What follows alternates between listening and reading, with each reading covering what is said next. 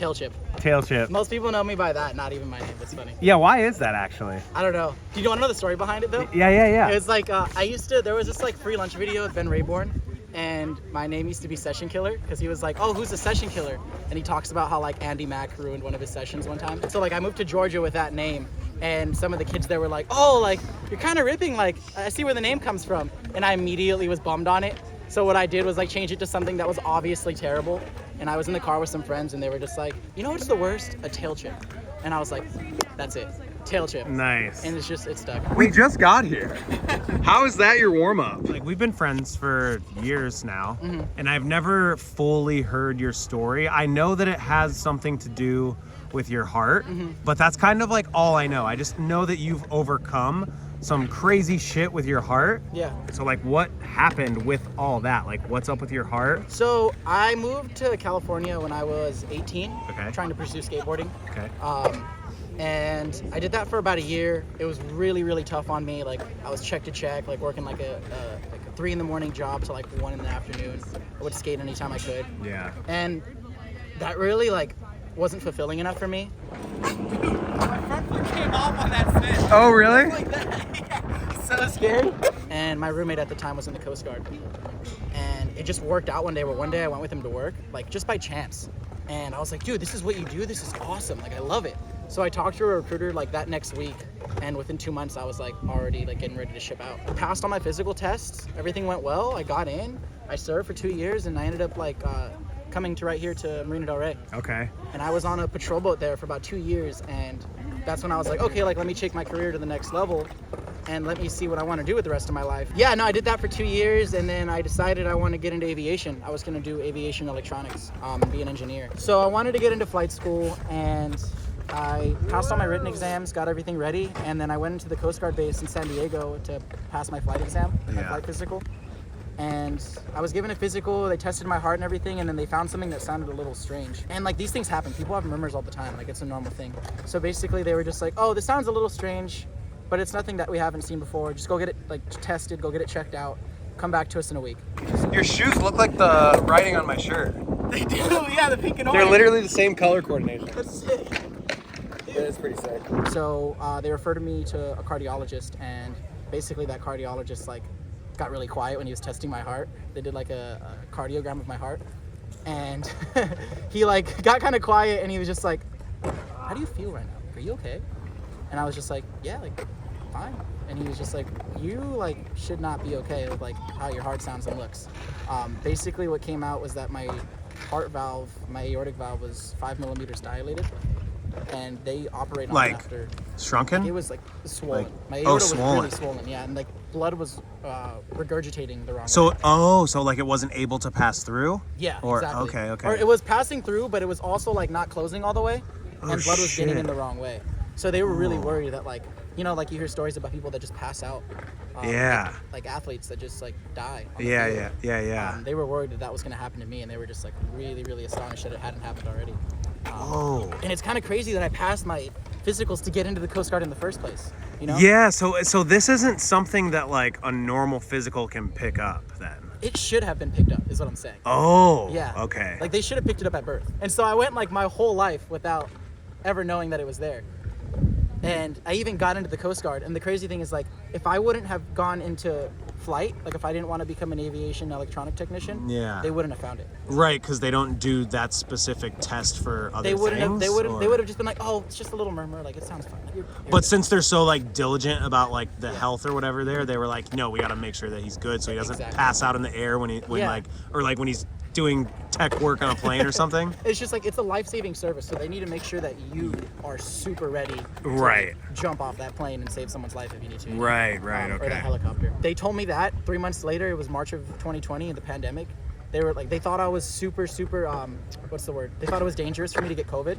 So they like confined me into my own space. So like, I'm going through I'm 20 years old, going through the worst time of my life. Dude, this is crazy because that's around the time that you and I met. Yeah.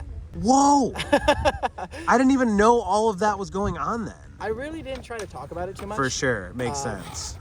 And the thing that sucks is like I would talk about it sometimes and they would just kind of get looked over. I'd be like, oh, this is happening. My friends are like, oh, that's crazy.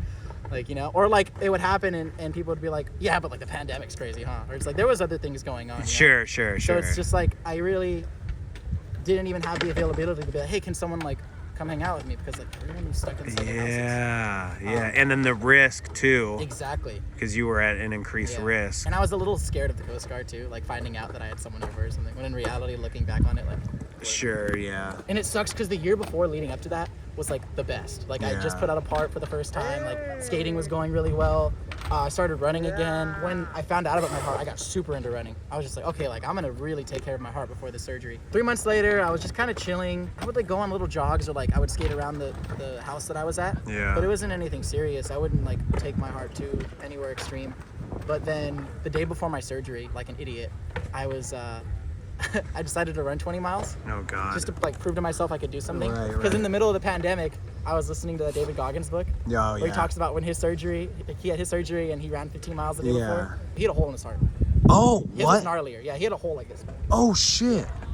So your aortic valve is the valve that pumps blood to the rest of your body, like as it leaves your heart. And so, like I would get lightheaded standing up, or like it'd be hard for me to skate sometimes. But I thought it was normal because like everyone gets like that. I get lightheaded standing up. Exactly. All the time. So I thought it was like the most normal thing, but they were like, no, to your degree, like you should have gotten checked out a long time ago. But I think skateboarding was the thing that saved me, or like, you know, just being active. I was just consistently like working on my heart. Right. So your heart was constantly working at a more intense rate than the average person probably. So it probably was able to like compensate for its defect. Exactly, yeah. Wow. And really crazy to look back on how like if I didn't go that specific route in life, I would have been 29, 30 and I probably would have just died. Yeah, like if you didn't have something super active. Yeah. Damn, skating literally saved your life. Yeah. This is January 25th. Okay. That's when we met, and so right in January was when I first found out that my heart was like messed up. Okay. And then I went to see a cardiologist like a month and a half later, and that's when they were like, no, your heart is like messed up, like you need surgery immediately. When I went into the doctor's office, the cardiologist's office, they were like, hey, so like this is the deal, like you need heart surgery. And basically there's two kinds of surgery. We can give you one operation. We'll cut you open slightly. We'll cut you open through your groin and a little bit through your chest, so it's doesn't look as intense. It won't feel as intense. The recovery will be slightly easier to come back from. But the thing is, we have two kinds of surgery, and the one that we recommend, you won't be able to skate, you won't be able to run, and you certainly won't be able to like do any like box, like doing any of the things that I enjoy doing now. Yeah. Because I'd have a plastic valve, and the plastic valve would require blood thinners. So like if you get injured and bleed, you could bleed out? Exactly, yeah, I could bleed internally. Yeah, that was fucked. And Wow. the other surgery they offered was, we have this other option where you can get a pig valve. Basically, this lasts about 10 years. So it's like a cadaver? Is that, yeah. 'Cause Okay. a pig's anatomy is really similar to ours. Whoa. In terms of the heart. So they offered me a pig valve. They said the only thing is, you'll be able to do all the things you love, but it'll last about 10 years. So I'm on year 4 now of my new heart valve, and I get checked every like 2 to 3 years. Basically, this thing will deteriorate eventually. I've looked on Reddit. Some people who stay really healthy can live up to like 15 years with it. So dude, wow. So this is why your lifestyle is the way that it is. for sure. Yeah, that's why I try and take care of myself. So does running help facilitate? I mean, obviously it's intense cardio, so it's gonna help facilitate like good blood flow and like your heart pumping properly and anything stuff. with cardio is like essentially working out your heart. Your heart's a muscle. Right. So now my heart rate's really low because of it, and so my heart does less work when I'm just like sitting, chilling. They gave me 2 options, and I thought about it, and I was like, I really, really want to do the one that allows me to skate and maintain the lifestyle that I love. Of course. And they were like, okay, well, next question. We have an opening in 3 months, or we have an opening on Saturday, and it was like a Wednesday. And they're like, well, what do you want to do? Because I guess someone had just like, I hope they didn't pass away, but that's kind of what I figured happened. They're like, something just opened up on Saturday. Like, what do you want to do? You took Saturday, didn't you? And I took Saturday. Dude. And that's like the hardest shit ever. dude, I was like, I need to get this over with. Otherwise, I'm just gonna like be in my head about it. For 3 months. Yeah. So that Wednesday, I was like, okay, I got to do something hard. And that's when I was like listening and reading to David Goggins' book. And then I was like, okay, I'm gonna run 20 miles. And I feel like I did that. And I thought I was going to come out of the surgery in like 3 weeks once they cleared me, and everything was going to be great. Like I was going to be able to run like somewhat well. I was going to be able to skate. And I remember they gave me the clear to run after about like 3.5, 4 weeks. Yeah. And I went out for a little jog and I ran a quarter of a mile and I felt like my heart was gonna explode. Whoa. And I remember like going home and like sitting down and just crying. Like dude, Yeah. this sucks. Like I thought that I was like really, really healthy. I thought I did everything right. I was taking care of my heart before so I could come back strong. And I got really depressed about it. And I had one friend, his name is Bob, come and like hang out with me for a couple days. And he convinced me to come here. And, to Venice. Yeah. And he was like, let's just go. Like even if you don't like want to skate, we can just sit. It's like fun to people watch. Yeah. And we started skating here more and more. And I have this video on my Instagram that just says post heart surge. And it was like, I got here and skating felt so natural that I didn't feel like I was working as much. Oh. And I could skate for like 30 seconds and it didn't feel like, if I felt like if I was gonna like pass out or if like my heart was intense, I would just stop. Yeah. I would skate for like one run, do a couple tricks, hop out. And it was just like slowly working my cardio back into my life. And yeah, I like did that for a couple months, slowly started introducing running again. And like from where I was there to where I am now is insane. Dude. This is so intense. And it's like, this is like a wholesome triumph story. Oh, look, Adversity, something like that? adversity. Yeah, sorry, I'm butchering the words. You know what we're doing right now, dude? We're having a real heart to heart. We are. Did you show me your shirt? Oh, yeah. I got this at, if anyone knows what Sound and Fury is, and you know about this band, then if you know, you know. I just happened to wear this shirt today when I was filming this video with Johnny.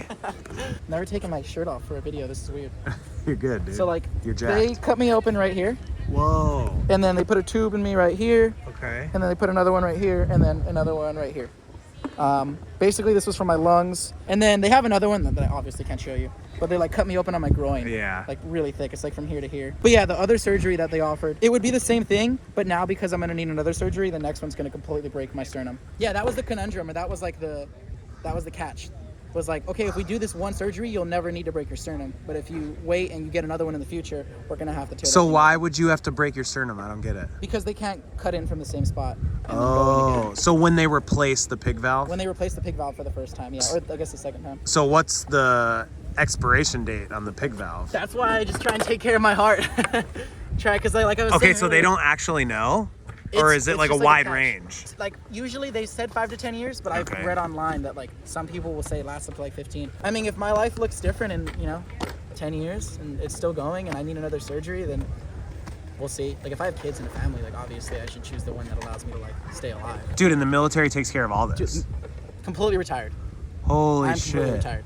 Yeah. So I'm just looking for someone to marry, make a little more money, and then Dude, you're killing it. the passion to save people and like want to take care of others is what drew me to the Coast Guard, like saving lives. Yeah. And after I got out and like started to rehabilitate myself, I found just a passion for physical therapy.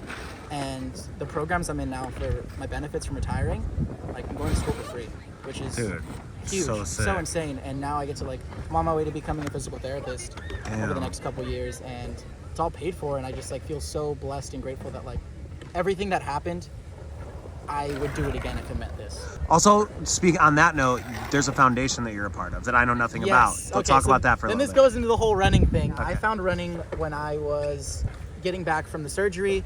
I had done the 20 miles. I did it so slow and I walked so much of it. It was just something to prove to myself that I could. Yeah. When I got back from the surgery and I was skating more, I slowly introduced more and more miles. And I was at the skate park and I met this guy named Jose.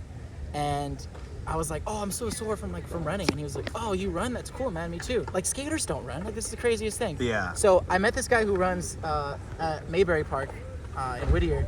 And he was like, I'm actually in a run club if you want to come join. On Saturday, I'm doing a long run. And he was like, we're doing 10 miles. And I had maybe done like 5 or 6. So Yeah. like 10 was like kind of intense to me at the Yeah. time. I went out and it was just a community of people who just like met up on a Saturday to go run together. Damn. It was the coolest thing. And Yeah. I never thought that people did it together. Yeah. It's like skating where it's like, yeah, I could come to a skate park alone and it's fun. Yeah. But when you go and do it with friends, it's so much different. so much 100%. better. Yeah. I found a passion, like a real passion for running through there, where now it's like I kind of consider myself, what I do is like more about running than it is like skating or anything else. Yeah. Which is crazy to say, but like, I don't know, I just love it. Like it takes care of my heart, and I'm able to accomplish things that I want. Yeah, I've been running for about 4 years now, and this last month I got accepted to raise money for the Children's Heart Foundation and run the New York Marathon. Dude. So we raised over That's $2,500. I'm looking to raise $3,500, and yeah, I'm running New York Marathon in November. It's Dude, just link insane. in the description. Donate to Johnny's. Anything helps. It's such a cool thing because the New York Marathon is such a prestigious marathon. It's like right next to, if not above, the Boston one. Where It's one of the majors. Where it's just like everyone tries to get into that marathon, and it's like so cool to not only run that marathon, but to do it for a cause so close to my heart. Yeah. No pun intended. Dude, and the fact that you're coming up against like the crazy adversity that you have. So that, I mean, it's just like that much more fascinating and admirable. Thank you so much. Yeah. Like, you know when you were skating when you were younger and you land an ollie? Yeah. And you're just like, ah, and like now we ollie and it's just like, oh, like we did an ollie. Yeah. But every time I do something in running now, I get that same little kid feeling. Dude, I'm the same way with jujitsu right now, Yes, man. exactly. Same way. Like once I figure out like the thing that I was missing, like, oh, did you gotta switch your hips, or you like when you do a new move properly that you haven't been able to do for like the last 6 months, it's like like I literally feel like a kid. It's just, oh yeah, that feeling is so unmatched. And running and skateboarding are the two main things that like I love the most in this life. And Damn. I'm happy that I was given the opportunity to like raise money for causes like that. Dude, yeah. Yeah. Dude, his link is in the description. Please go. If you have anything, please donate. Thank you. Dude, I love you. I love you too, man. Dude, thank you for doing this. Of course. COVID can be so scary. I know. Oh! You don't have to. No! Oh, I got caught up.